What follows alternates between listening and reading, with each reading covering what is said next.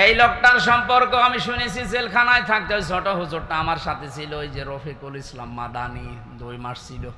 আমার বলছে, হামজা ভাই আমারে প্রথমে রিমান্ডে নিয়ে রাত 12:30টার দিকে নিয়ে গেছে ওই হাতির ঝিলে।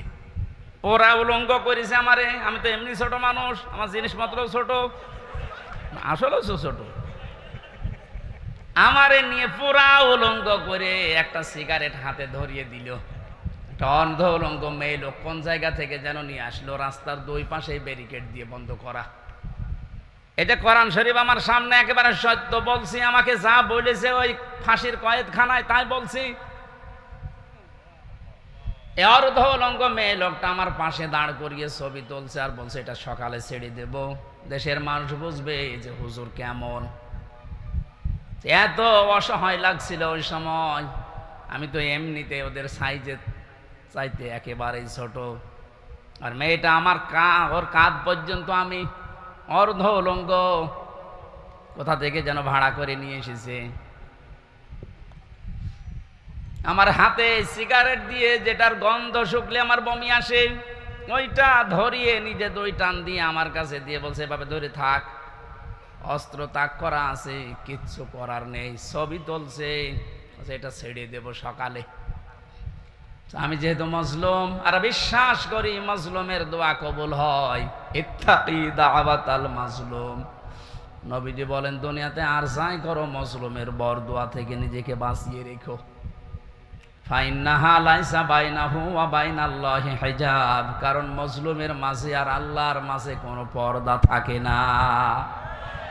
ওই হাতির ঝিলের ওই পানির পাশে দাঁড়িয়ে আল্লাহর কাছে বলেছিলাম, মাবুদ যে অবস্থা করছে আমার তো কিচ্ছু করার নেই, তুমি দেখতে পাচ্ছ। এক এসআইকে ডাক দিয়ে বললাম, ভাই আপনারা যা করছেন আমার সাথে, এ কি হারুন স্যার জানে?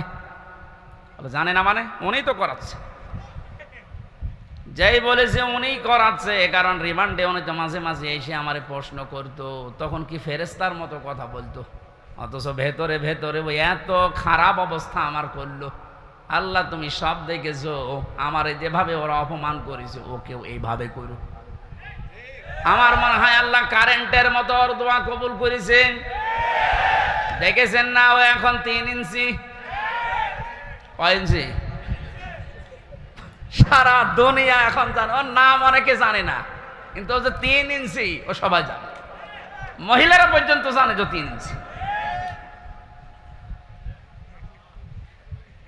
ছোট হুজুরের দোয়াটা একেবারে মাজলুম, যেহেতু আল্লাহ কবুল করে দুনিয়ায় দেখিয়েছে, পরবর্তী কি করবে সেটা আল্লাহ ভালো জানে। কে বুকে হাত বাঁধে, কে আমিন জোরে বলে, কে নবীকে দাঁড়িয়ে সালাম দেয়, কেউ বসে সালাম দেয়, ওসব সব বাদ। আল্লাহ একজন আছে, রাসূল একজন আছে, কোরআন আছে, কথা বিশ্বাস যারা করে তাদেরকে এক জায়গায় নিয়ে আসা লাগবে। ইহুদি, খ্রিস্টান, বৌদ্ধ, মুশরিক যারা, ওরা কিন্তু এই ধোঁয়াগুলো তুলে আমাদেরকে আজ আলাদা আলাদা করে রেখেছে। এই জন্য 80 জন হওয়ার পরও 20 জনের সাথে পারছি না। কথা বলছেন? যেভাবে চলতেছে, আশা করছি কোরআনের এই আয়াতটা বাস্তবে আল্লাহ আমাদেরকে দেখাবেন। আরাআইতান নাসা ইয়াদখুলুনা ফি দীনিল্লাহি আফওয়াজা, দলে দলে পালে পালে যেভাবে মানুষ ইসলামে আজ দীক্ষিত আর আরম্ভ হয়েছে, আল্লাহ পাক যেন চর্ম চোখে দেখার তৌফিক দেন যে কোরআন দিয়ে 56,000 বর্গ মাইল চলছে। শোক এবং শান্তি শব্দ 2টা। শোক 3টি বিষয়ের নাম, শান্তি 4টা বিষয়ের নাম। বাস্তবে ছোট জীবনে বহু দেশ আমি ঘুরেছি। আমি আকিস গ্রুপে চাকরি করতাম খতিব হিসাবে।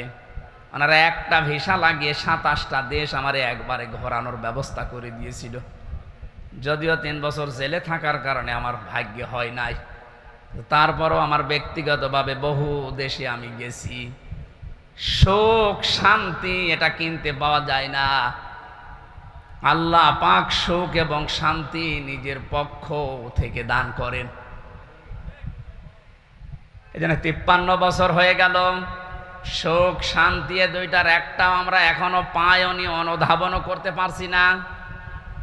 কারণ চলছিল 53 বছর মানুষের তৈরি করা নিয়ম নীতি দিয়ে। বাবা চালিয়েছিল, আমি দেখি নাই, ওই মুরব্বীরা দেখেছে, বাবারটা দেখে নাই। স্বামী চালিয়েছিল, ওনারা দেখেছে, আমি তো দেখি নাই। আমার 92 সালে জন্ম। চাচা চালিয়েছিল, বউ চালিয়েছে, ভাবিও চালিয়েছিল, সবগুলোই আমরা দেখেছি। শুধু কোরআন দিয়ে দেশ চললে কেমন দেখা যায় আজও দেখিনি। দেখেছেন? এটা দেখেছেন? দেখেছেন? এটা দেখার দরকার না যে এটা দিয়ে চললে কেমন লাগে?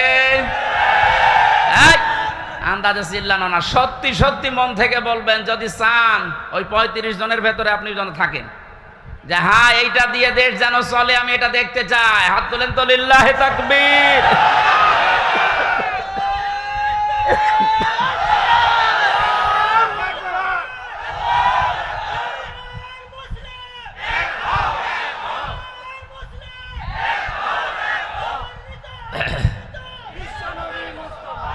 আলহামদুলিল্লাহ ভাই, দরুদ আর সালাম পড়ছে আমাদের নবী মুহাম্মদুর রাসূলুল্লাহ সাল্লাল্লাহু আলাইহি ওয়াসাল্লামের প্রতি। 7টা নামে আল্লাহ তাকে পুরা কোরআনে স্পেশাল ভাবে ডাক দিয়েছেন। কয়টা? 7টা। 1 নম্বরে নাম দিয়েছেন ইয়াসিন। ইয়া হরফে নেদা, ইয়া মানে হে, সিন মানে সাজ্জেদ।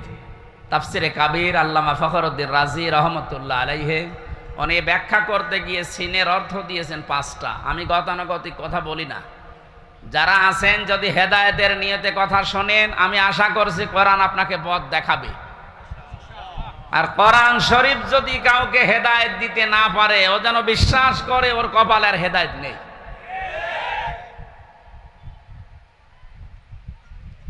মানিত্তাবাআল হুদা বিগাইরিল কোরআন আদাল্লাহুল্লাহ।